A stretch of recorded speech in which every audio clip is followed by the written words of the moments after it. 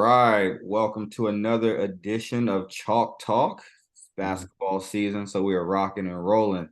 Tonight we have Coach Tommy Murray on the show. Tommy, welcome, man. It's I've known you for a long time. We haven't been able to get on Chalk Talk, so as soon as you got your head coaching job, I was Mhm. got to get Tommy on a Chalk Talk. I don't care if he's in the EPAC or not in the EPAC. I have to get Tommy Murray on Chalk Talk. So welcome. Thank you, sir. Thank you. Thank you. Absolutely. First, congratulations on getting the head coaching job at Boonsboro. Kind of walk me through, you know, the process of getting that job and what made you choose taking a job in Boonsboro, Maryland, compared to some of the other offers you may have had on the table. Well, of course, as I transitioned out of the defending EPAC champs, Jefferson Cougars, as I defended out of that three-time defended champs. But anyway, as I transitioned out of there, I looked for opportunities in the EPAC.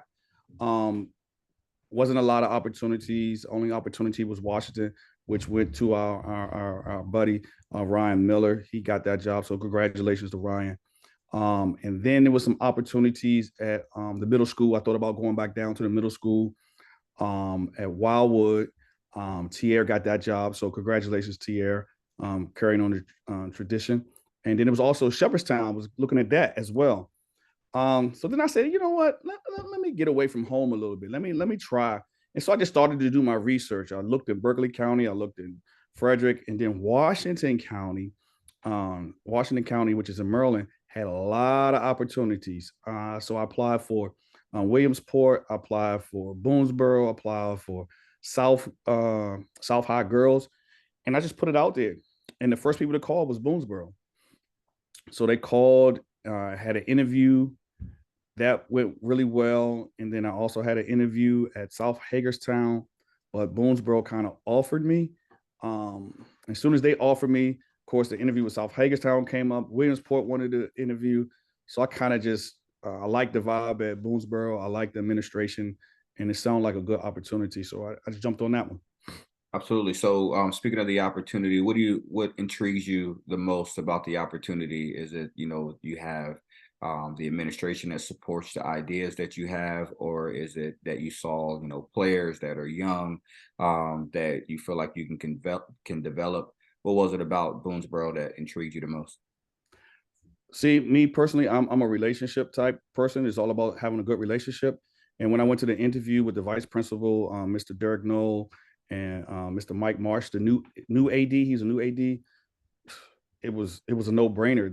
They were two outstanding men who was confident in my abilities, who I feel like they had support from the beginning. Then it also was the opportunity of Boonsboro. They have a freshman program, freshman JV, varsity, and of course they encouraged me to get involved with the feeder schools.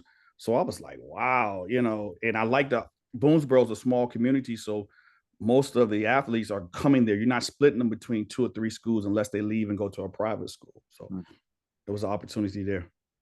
Yeah, absolutely. So, speaking of the freshman program, can you kind of touch on the benefits of having a freshman program as in Jefferson County? We still don't have freshman programs yet. So, you didn't experience that over your last few years at Jefferson.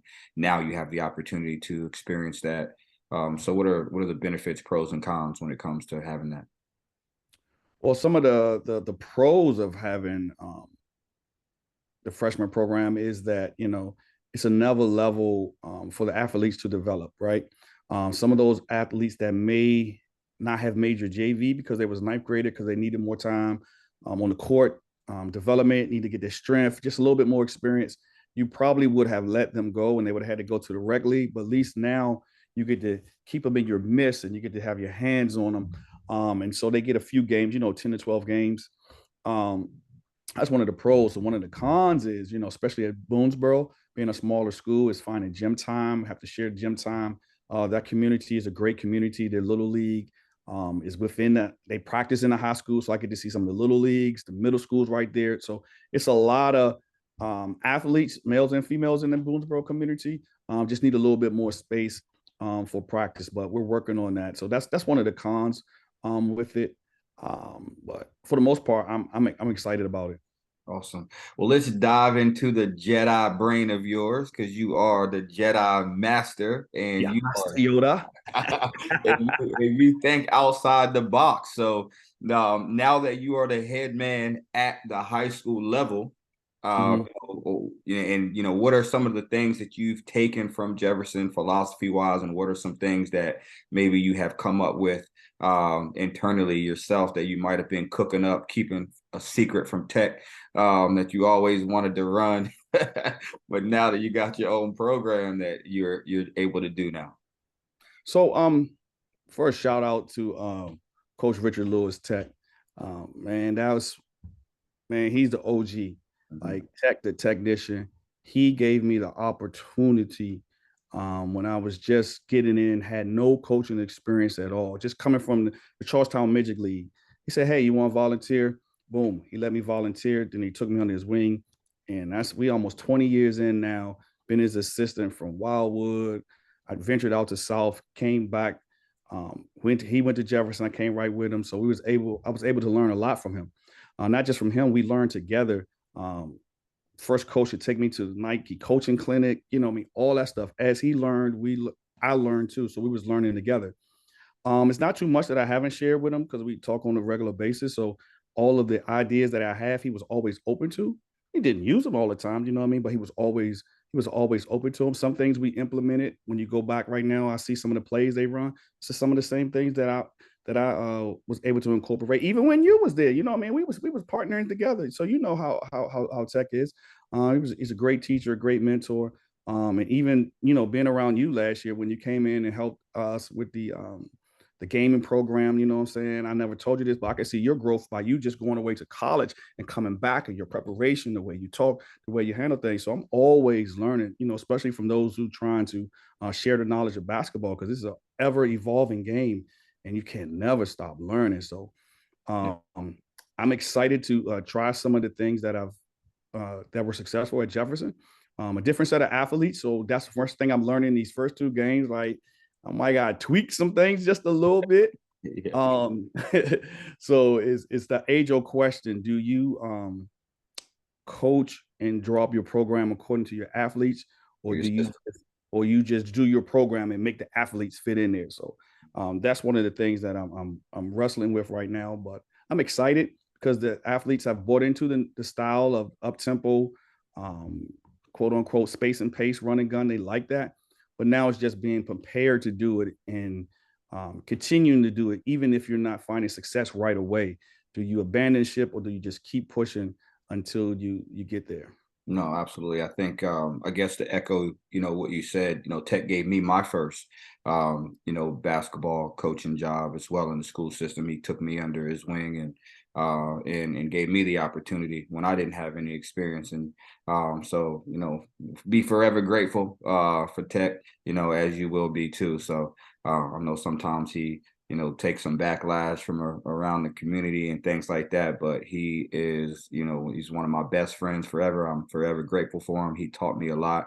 And we still talk on a weekly basis, multiple times a week, just talking about basketball. And his basketball knowledge is definitely through the roof. So definitely echo that. And another thing that you touch base on is, system versus personnel, right? So I think Mm-hmm. in high school and middle school when you can't really go out and recruit your team and things like that, there's a balance, you know what I mean, and finding the personnel to run your system. I think that's the biggest difference that I've seen in colleges. When we go out and recruit, we can go Mm-hmm. out and recruit guys that will fit into our system, you know what I mean. And if you look at Nova and West Lib, the way that they play to stop, they're when they go out and recruit, they're going to look for guys that can play the way that they work. But I think it is a fine line because you're going in there and you have to establish a culture. You know what I mean? And you get to make that imprint on them, and to a certain extent they will buy into your culture and your style of play. But you gotta find where that threshold is, you know what I mean, to where it's like, yeah, that's enough, you know what I mean. You got to figure something else out. But yeah, I'm excited to watch you guys, man. And you guys aren't too far from us, so HTS might have to go across the border, and if you guys welcome us, you know what I mean, and do one of your home games, I think that would be awesome to be a part of. I think it would too. I think the Boonsboro community will be excited to have home team sports. I've talked to Keem. He mentioned it.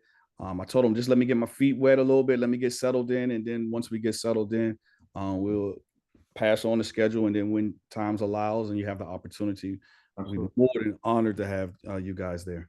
Yep, absolutely. And we thank you for always helping in with home teams and things like that. We're going to move on to a different segment. You know, you've seen a lot of chalk talks since we've done this, but this is a new segment. It's called the hot seat. So you don't know what questions are coming. You don't know if they're basketball oriented or not, but the questions are going to come at you, and you answer them as quick and as honest as possible. Are you ready? I hear you. All right, here we go. Flats or drums? Flats. So when you go to the restaurant, are you asking for all flats, or you just hope you get more flats than drums? Honestly, I don't even really be caring, but I eat the flats first. All right, Mambo sauce or Texas Pete? Come on, man. You are Texas. What is Texas Pete? Come on, you know Mumbo, Texas is the man. best hot sauce out there, man. Listen, and I ain't talking about the mumbo sauce they sell in the stores. I'm talking about the ones that's straight from Southeast DC. Shout out to Hong Kong, or Martin Luther King Avenue. That's what I'm talking about. All right, best point guard in the history of the game. The best point guard or my favorite? Which one you asking me? Let's do both. And why? I might get some backlash. The best point guard to me, I think is John Stockton. Okay. I like John Stockton. He wasn't super flashy.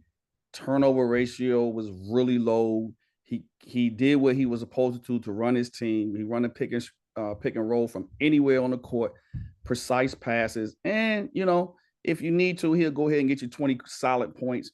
He's not missing from the free throw line, and he's strapping up on D. He's playing hard-nosed defense. Just pure point guard, not the new age point guard, but the pure point guard, pass first, set your team up, be the floor general on it. I'm rolling with John Stockton. Okay. What about quarterback? Best quarterback ever? Once again, Seat is hot. Yeah, I'm going old school, right? It's a tie between Dan Marino and Dan Fouts. Okay. For me, because them dudes was straight sit in the pocket quarterbacks, ball on the money. You know what I mean? That thing was on the money. Now, they didn't really, you weren't seeing them in a lot of Super Bowls, but when you just watch them, especially Dan Fouts being a Raiders fan, from the Chargers, he was super nice. And I'm talking about pure pocket passer quarterback. Peyton Manning, is there too, but I just like a little bit of old school. Dan Marino and Dan Fouts was nice. All right, Vegas or Oakland? For my team? Oh, the seat is hot. Think you sweating a little bit too. Listen, I'm gonna say Oakland because Oakland, they still gritty right there. Vegas, we too pretty in Vegas right now. You know what I'm saying? It's all about the money out there. Oakland was just gritty, hard nose. You know what I mean? Vegas, we just pretty boys out there right now. All right. Motion or pro sets? Motion. Okay. Motion. I think motion gives is a nice flow to the game. You let the athletes show their natural ability, and you can scout motion, right? Tougher, definitely tougher. But it's tougher, right? Pro sets, you already know he's going to hear option 1, option 2, option 3. In the motion, you don't know if he's on back cut, he's going to set a down screen, how he going to come off of it, like you don't know. And it's all a read and react type thing. And one of the things I tell my players, basketball is a feel thing. You gotta feel it. If you ain't feeling it, it ain't gonna work. Yeah, for sure. So motion is a motion to feel. I agree. It's funny you say that because when we, obviously, I'm the defensive guy here at Florida Tech, and when we scout teams, it's always the teams that make us struggle that we can't really find a rhyme or the reason for what they're doing. You know what I mean? It's just like four out, one in, and they're just hooping. It was what we call it. I mean, they go Right. five out and they just hooping. But you know, if it's a system, I can pretty much pick it apart. You know what I mean? Because I'm a film junkie and I study tendencies, right? So even if they're running motion, I'm trying to find little tendencies. Like if they got Mhm. three guys on one side, this guy's always back cutting, or if this guy Yeah. takes a dribble towards the guy, you know, they're going to do this. I try to find tendencies, but it's definitely much tougher. All right, NBA or college basketball? I would say in my younger days, which was about 5 years ago, I would say NBA. But now that I'm in the coaching realm and really studying the game, it's college. hmm Okay, all right. Up three, do you foul? 8 seconds. Up three, do I foul? 8 seconds. hmm Nah. Let's play the game out. Yeah, because he gonna foul, he gonna shoot that shot, and he gonna make one, go to the foul line, and I'm gonna be looking dumb. Nah. We just gotta play. If you make it, we go into overtime. Oh, all right, man. Well, we're gonna. Oh, last one for you. You are in Maryland now, so you're playing with the shot clock, and you've been in West Virginia playing without a shot clock. So, shot clock, no shot clock. Why? I like the shotgun. Shot clock. I like the shot clock. Like I said, I'm still getting used to it. I like to play fast paced anyway, so we shouldn't even get down to the shot clock. But just like the other night, we took a beating the other night to South Carroll. But even when we was down, I was on the sideline mathematically trying to figure out, even if we hold them, because they was trying to hold the ball, say if we break these 30 seconds down, blah, blah, blah, we score every time, man, we could cut this thing down to 10. Yep. So, mathematically, I was, figuring that out. And of Yep. course, we didn't do that, but it was still an opportunity there just because of the shot clock. You only could hold the ball for so long. And Absolutely. then most teams in Maryland, they can't stand you playing no zone, right? Because now they got to set up and take all that. And in 2 games we had so far, I hear the coaches when they get down to 10 seconds, like 10, 10, 10, they panicking a little bit. So I like the shot clock. No, definitely. You start calculating how many possessions you got. You know what Yes, I sir. mean? You know, when you don't have a shot clock, you can't really do that. And I think it makes both coaches better for that. And it makes you think a little bit more. Cool, Tommy. Well, you are off the hot seat. So last thing for you is the message to your community at Boonsboro as you prepare to take over this program. Well, to my Boonsboro community, once again, I want to thank the coaching, the administrative staff at Boonsboro High School, the Warrior Nation. I just want you to continue to be patient as we build something that the community can be proud of. In the past, Boonsboro it is still known as a football school. As I did my history and looking at it, I think they only made it to like the quarterfinals. And that was early 1987, 89, maybe ish, right? So, and even in the last 10 years, the most games they won was 8 games. That was probably the most successful year. So I just asked the community to continue to be patient. Give me a couple years, 2 years, three at the max, and I promise you, this thing's going to turn around. Because one of the things in our Boonsboro community, they have some good athletes.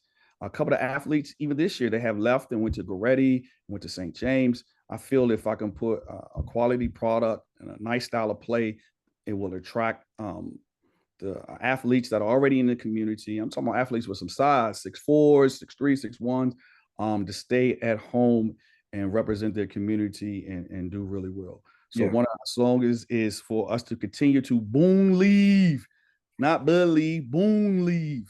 So as long as they boom leave, we gonna be there. Oh man, that's awesome. So, actually, when I took over Cocoa Beach, it was a similar situation. Small town, very small community, Mm.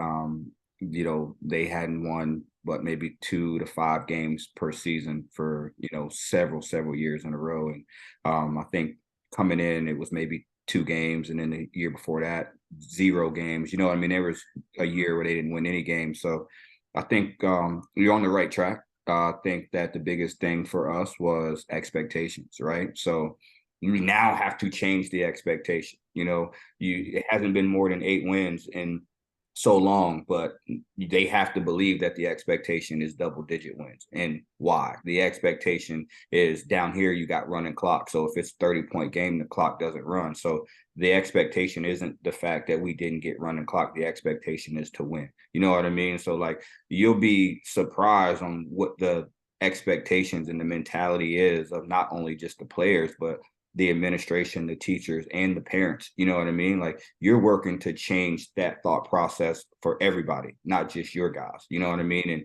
And you'll get parents that come to you and thank you just for that, just believing. You know what I mean? Weight room, expectations, demanding excellence, effort, hard work, good attitude, all the things that doesn't require a lot of stuff in between that 94-50 box. You know what I Mm. mean? It's a lot of the stuff that's outside of that 94-50 box on the court that you're going to have to change mentally, you know what I mean, in order to get there. So I know you're on the right track. I know you're the right man to do it. If you need anything at all, give me a call. You know what I mean? We'll chop it Sir. up Yes, and sir. let me know when we can come out there and film a game and kind of dive into that community a little bit and make you guys a part of HTS. Sounds good. Sounds good. All right, my man. Well, I'll talk to you soon. All right. Have a good one. You too.